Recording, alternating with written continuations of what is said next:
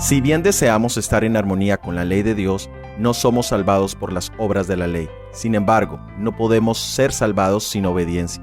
La ley es la norma por la cual se mide el carácter, pero no nos es posible guardar los 10 mandamientos sin la gracia regeneradora de Cristo. Bienvenidos a nuestro análisis bíblico producido por el Ministerio 147. Soy Oscar Oviedo. Y el título para nuestro análisis de hoy es Cristo, el propósito de la ley. Encuentra el vínculo al estudio completo en la descripción. También podrás encontrar los vínculos a cada una de las lecturas de la semana de oración de este año. El día sábado 14 de diciembre estará dedicado al ayuno y a la consagración de nuestros corazones y vidas a Dios. También tenemos la oportunidad de presentar ofrendas de agradecimiento a nuestro Dios por el año que ha transcurrido.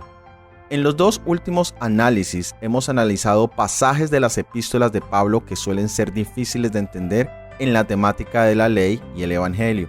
Hoy vamos a ver otro pasaje que suele ser mal interpretado y este es el que encontramos en el libro de Romanos capítulo 10 versículo 4.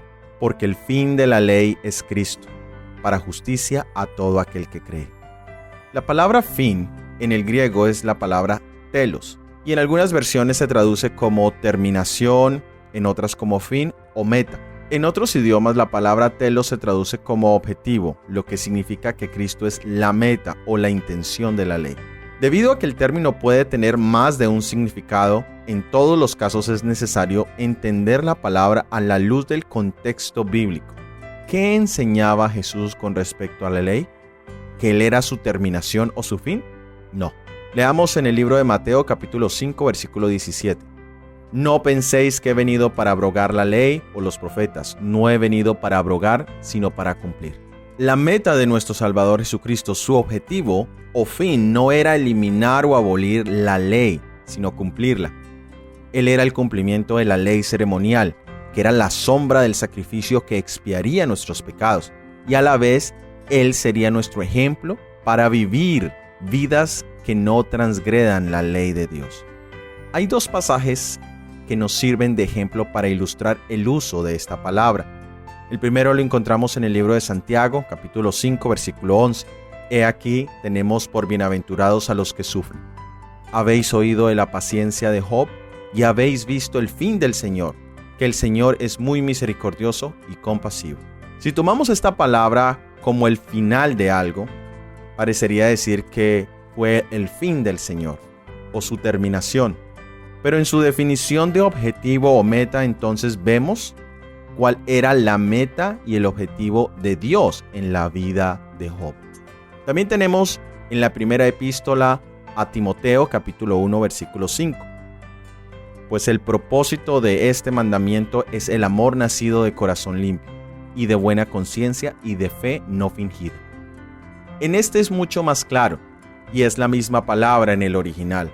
Dice, pues el fin o objetivo, meta o propósito de este mandamiento es el amor nacido de amor limpio. Es propio recordar que no existe ningún conflicto entre la ley y la gracia, o entre la ley y el evangelio.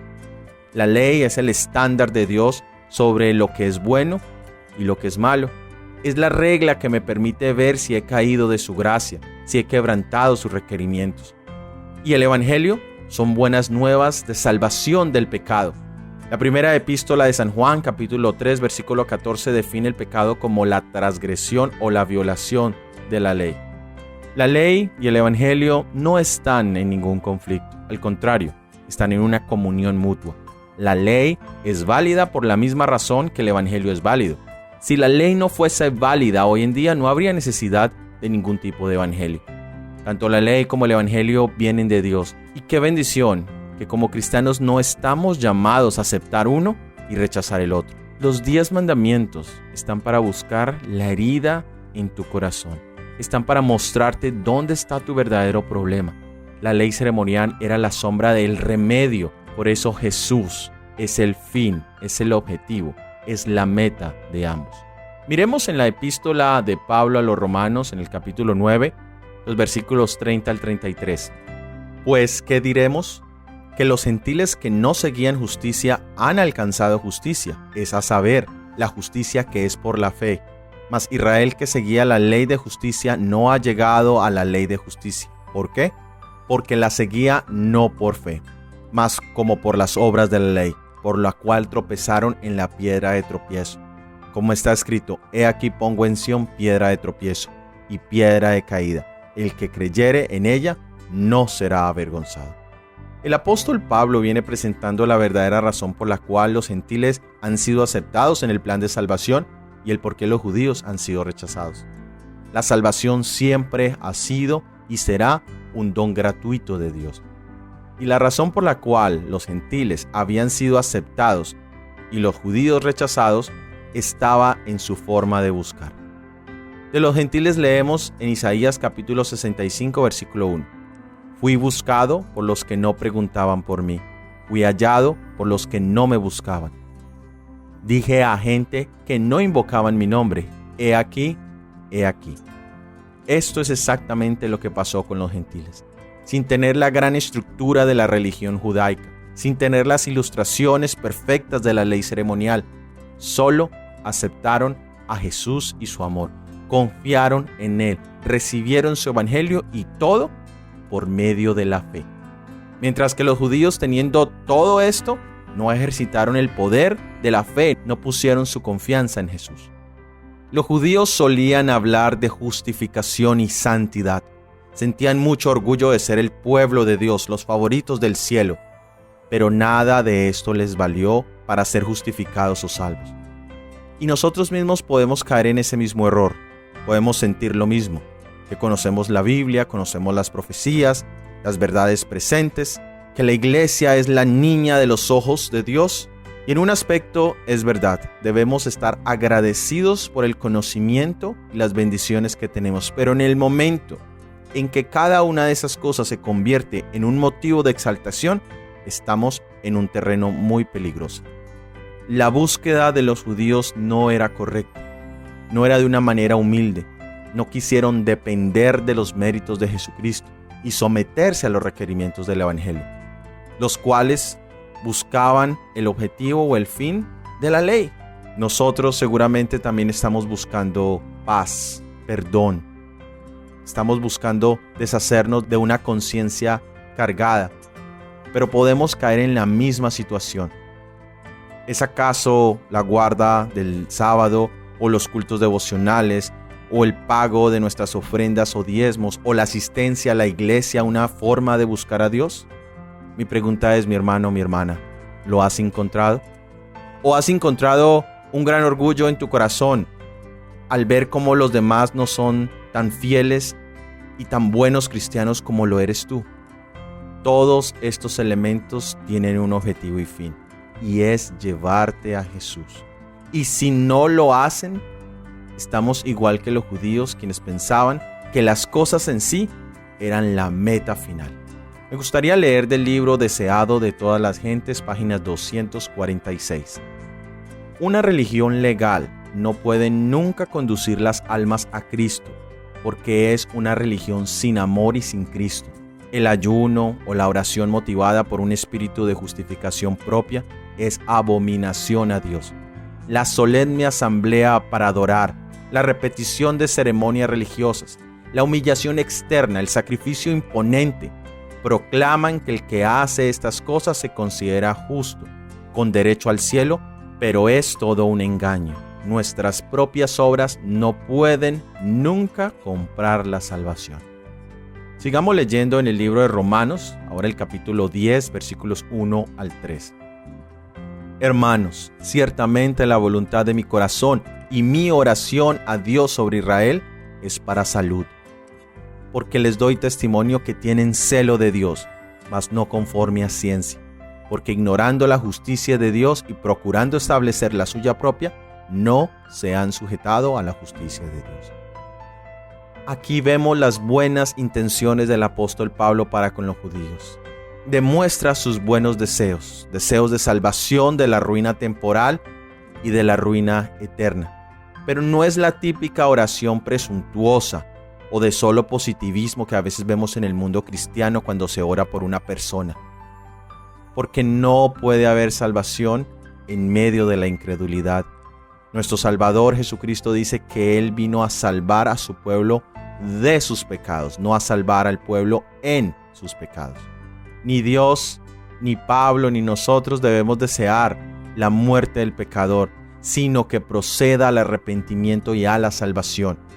Los judíos, que eran sus acérrimos enemigos, ahora Pablo da un buen testimonio de ellos, ya que su oposición al Evangelio era en base a un principio de respeto supremo a la ley de Dios y de Moisés, y él lo reconoce como algo positivo.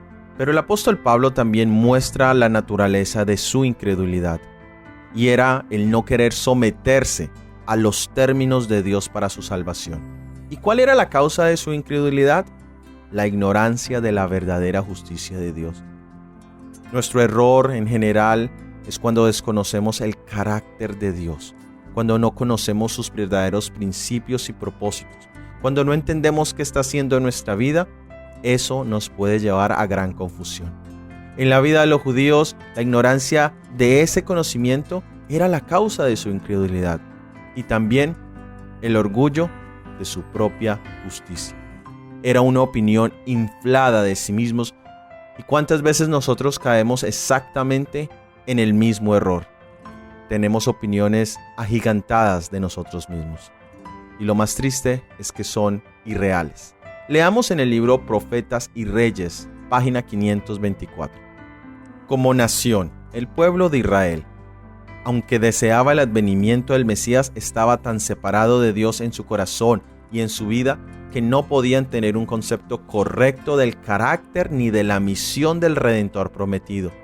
En vez de desear la redención del pecado, así como la gloria y la paz de la santidad, su corazón anhelaba tener liberación de sus enemigos nacionales y recobrar el poder mundanal. Esperaban al Mesías como conquistador que quebrase todo yugo y exaltase a Israel para que dominase todas las naciones. Así había logrado Satanás preparar el corazón del pueblo para que rechazase al Salvador cuando apareciera. El orgullo que había en el corazón de ese pueblo y sus falsos conceptos acerca del carácter y la misión del Mesías les impedirían pesar con sinceridad las evidencias de su carácter de tal. Ahora la pregunta es para nosotros: ¿cuál es nuestro objetivo al buscar las cosas de Dios? ¿Buscamos solo la mano de Dios y sus bendiciones? ¿O estamos buscando su rostro para conocerle, para saber cuál es su carácter? Tal vez ni nosotros mismos podamos dar respuesta a esta pregunta, pero Dios sí la sabe. Y aunque Él la sabe, nos sigue permitiendo estar aquí, en búsqueda. Pero hoy nos hace un llamado para que reflexionemos, para que busquemos en nuestro corazón si realmente entendemos cuál es el carácter y cuál es la misión de Dios en el mundo y en nuestros corazones. ¿Cuál es su meta? ¿Cuál es su objetivo? Hemos sido liberados de la condenación de la ley para poder obedecerla y para servir en la misión más grande de este mundo, que es la salvación de almas. Quiera Dios que el propósito de tu vida cristiana sea conocer y amar más a Jesús, y que el propósito de tu vida, si no lo ha sido en este 2019, lo puede hacer en el 2020, sea el de salvar almas para el reino de Dios. De esta manera hemos llegado al final de este episodio del análisis bíblico. Para la próxima semana tendremos el análisis bíblico titulado La ley es como un espejo. Recuerda suscribirte y si ha sido de bendición este análisis, por favor compártelo con al menos una persona. Déjanos tus opiniones en los comentarios. Que Dios te bendiga. Amén.